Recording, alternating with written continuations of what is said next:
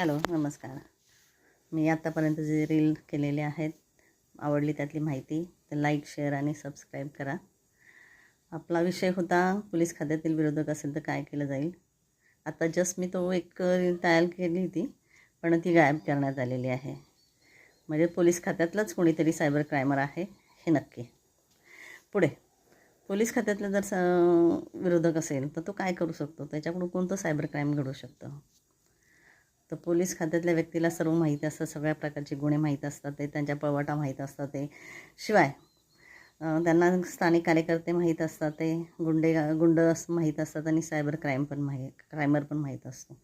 त्यामुळे ते काय करतात, ते त्याचा वापर करून त्या कुटुंबाला पूर्णपणे बरबाद करून टाकतात. तर पहिली गोष्ट काय केली जाते, प्रथम सगळ्यांचे मोबाईल हॅक केले जातात. उद्या काही कमी सरस काही त्याच्या हातून काही गुन्हा घडला तर ह्यांनी कोणाला सांगू नयेत म्हणून त्यांचे व्हॉट्सअप वगैरे ते सगळे हॅक करण्यासाठी सायबर क्रायमरचा तो मदत घेऊ शकतो. दुसरी गोष्ट, त्यांच्या घरात जर मोठी माणसं असतील नोकरीधंद्यावाली तर त्यांच्या नोकरीधंद्यामध्ये अडथळे निर्माण केले जातात, त्यांना विरोधक तयार केले जातात, वादविवाद त्यांच्यामध्ये करवले जातात. ते दुसरी गोष्ट, जर त्यांची मुलं छोटी छोटी असतील तर त्या मुलांना घरात घेऊन मारहाण केली जाते आणि पाठवलं जातं.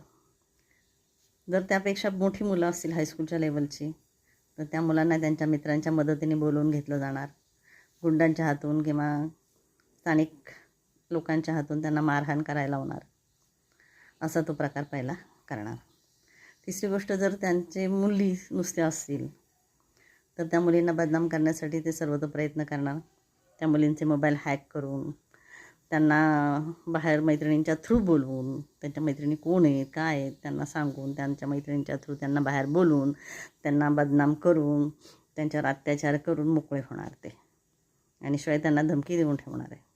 जर त्यांची मोठी मुलं असतील तर अशावेळी ते काय करणार, तर त्या मुलांना हाणून मारून चालणार नाही.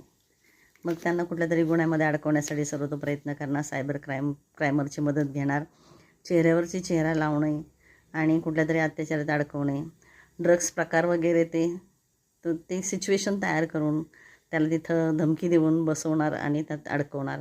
तिसरी गोष्ट, अशा मुली तयार करणार आणि त्या मुलांना तिथं जबरदस्तीने, जर तो तांत्रिक विद्येचा जर सहकारी असेल तर त्यांच्या थ्रू पूर्णपणे वशीकरण आणि मोहिनी घालून त्याला त्या गुन्ह्यामध्ये अडकवलं जाणार, त्याचे व्हिडिओ वगैरे काढले जाणार आणि त्यांना त्या मुलींना सांगून त्यांना त्यांच्या विरोधात गुन्हे नोंदवायला सांगणार आणि त्या मुलांना आतमध्ये टाकून त्यांना मारहाण केली जाणार आणि ठराविक पैसे वसूल करून